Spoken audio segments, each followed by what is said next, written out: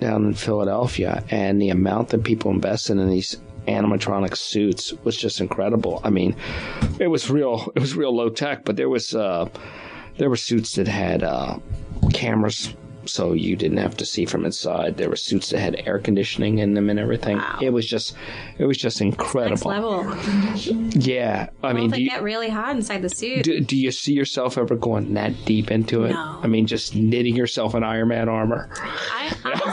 I saw someone make a very impressive Warhammer costume, like out of like, I don't know if it was steel, but it was some sort of material that was it was lifelike.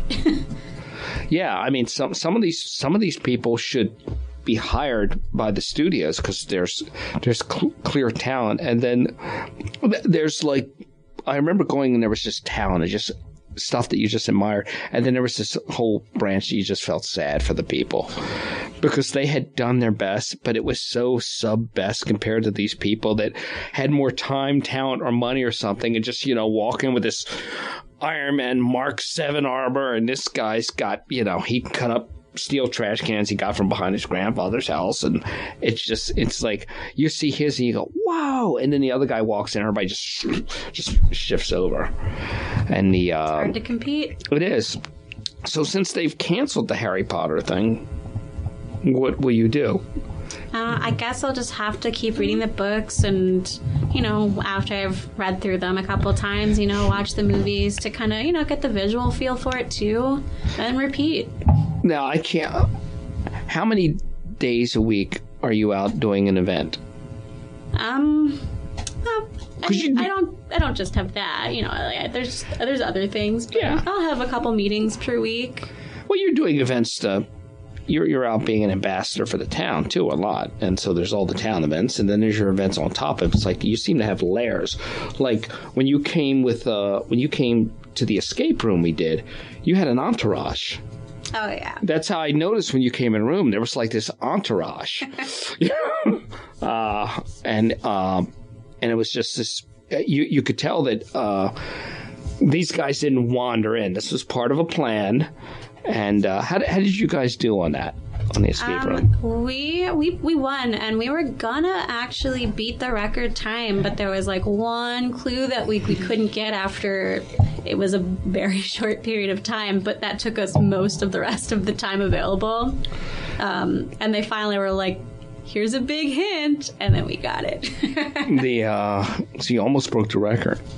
Yeah, we're so close. It was like one thing away that we just like couldn't get because we misplaced something, just one of those things. Did somebody have to pay the price for you not breaking the record? Was somebody cast out or something from the plan? No. I mean, it was upsetting that, we weren't the best of all time, but we still did pretty well. No, because you guys had an entourage, and then I saw you. Did I see you over at the restaurant when we were at the restaurant there? Did you stop by? Don't know. The brewery. I thought you stopped Very possible. by. Yeah, I thought you stopped by because you whiz in and out. It's like Todd, but half the size. Just that man is everywhere. He is. Oh my God, he's everywhere. And if you say his name 3 times, he's there. He's wherever you are. It's like Beetlejuice. He's just there. And I don't know how Facebook does its wacky algorithm to show you whatever it shows you, and I don't think anybody knows. But he'll come across the screen, and I just get exhausted looking at where he's. It's like 50% of him. Yeah, posing with different people, and he's out there doing it. Yeah, and it's like he's outside, he's inside, he's here, he's in his uniform, he's in regular clothes, he's in a suit, and it's like that's before noon, and he's just all over the place, and it's amazing. But everybody in that town has their own form of that energy, which is different. I feel like everyone wants to contribute in their own little way, and it makes a really fun community. Yeah. I'm going to try something here. Ooh. Pick a card. Okay, and we're going to have you pick. You're doing a card trick on the radio? Nope. Let me pick. There's 6 cards, and this is from a journaling thing I do. Can I look at these cards? Well, what you're going to do is you're going to pick 6. Okay. And you're going to take 3 and give them back to me that you don't want to answer the question on. Okay. And answer the question on the other 3. And I'll let you pick. And we're down to the last 2. This is the first time I've done this, but she is the right kind of cool for this because she's got a whole librarian scarf knitting thing going on. Yeah. And so she's going to pick 3 of them. Any 3 she wants. Give me the other 3 back.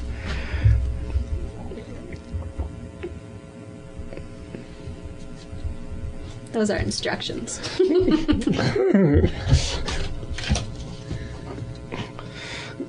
Oops. Okay. And see, one of the reasons, like Russell was saying, card tricks, you can't do card tricks on the radio because dead air is the death of radio. Very fair. And so, okay, we've got the 3 that she does not want, and, okay, what are the 3 that you do want? Do you want to read them, or do you want me to read them? Either or. Yeah, so the first one I have is, where have you been getting distracted in life? Like, that's a fun one. It's interesting because doing a little bit of everything all the time, I feel like is a distraction in itself. It's hard to focus on every individual thing when you're constantly doing things. Right. Well, you seem to ride the distraction wave pretty good, though.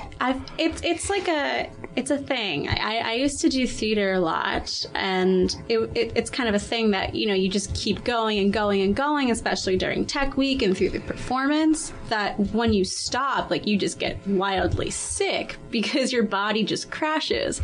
And I kind of feel like that's what's going to happen to me once I just stop doing everything. Theater background, too. Yeah. That's where the energy comes from. Yeah, maybe.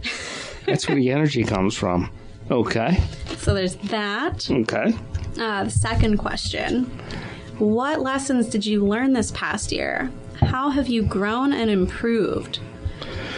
You learn to double up on your layers. Yeah, that's a big one. Lesson is I didn't originally... I was not from Bridgeport. I'm from North Jersey. And so I know once I moved here, I was like, yeah, I moved south. It's going to be warmer. And then going on with that, I realized it was not like Florida south, so it's still cold here. North of Jersey, a transplant. I make a lot of fun of Jersey. It's a super fun place. Yeah, that 70-year-old knitting scarves at 12. There's too much here.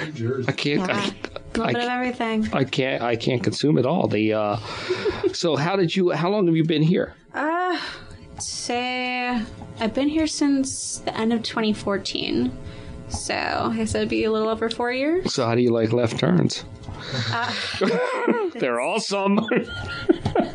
It's confusing at times. Sometimes I'm like, what? This is a little dangerous. Yeah. I wish there was a jug handle. People from Jersey feel like they're in Britain over here. I'm like, I can do a U-turn here? Yeah. Is this safe? This is anarchy. Legal? Yeah.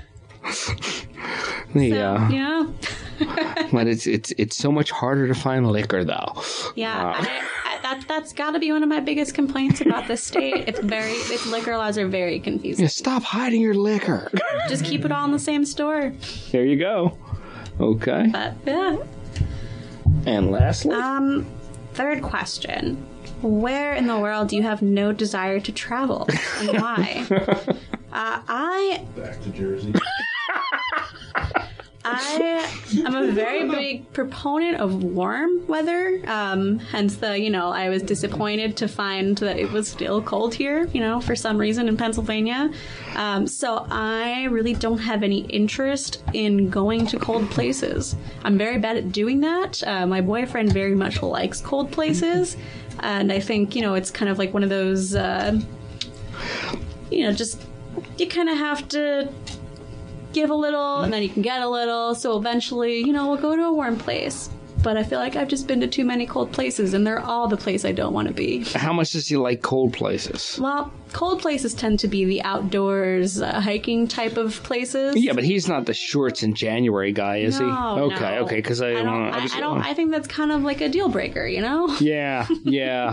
But all of that kind of stuff tends to be cold. So, Right. And he likes that, unfortunately. That goes with your old soul. There you go. You don't like it cold, which who does? But right. You like your bathroom to be somewhere around 103 degrees. Perfect. I remember my grandmother's bathroom was always so warm. It's like, why do you want it so warm? And I've turned it into her. The bathroom has to be like the surface of the sun. Everything else can be chilly. I won't read the three that you didn't choose, but that was interesting. interesting. All apply, so Yeah. Well, do you still do any theater? Not so much anymore. Why not? I think I just kind of lost interest in it. It was more of a hobby than a career, I think. Oh, interesting. What kind of things did you do in theater? I went to school to be a lighting designer. So I did mostly backstage stuff. And I think I still kind of put that creativity into other, facets of things that I do now. Just not on a stage. Have you ever thought about in promoting a Bridgeport, doing like a Bridgeport podcast, mixing your worlds? No, I haven't considered it. My fellow councilman does his own podcast, and I was on that. But that was more about like why you should run for office, kind of a thing, not like a Bridgeport thing. But no, I hadn't really considered it. Well, there was a town that's down in Delaware County, and they're doing their 150th anniversary, I think, or something. And what I suggested to them is, because they are and we do have a lot of old communities. And I originally started this because I wanted to get people on the air that were getting up there.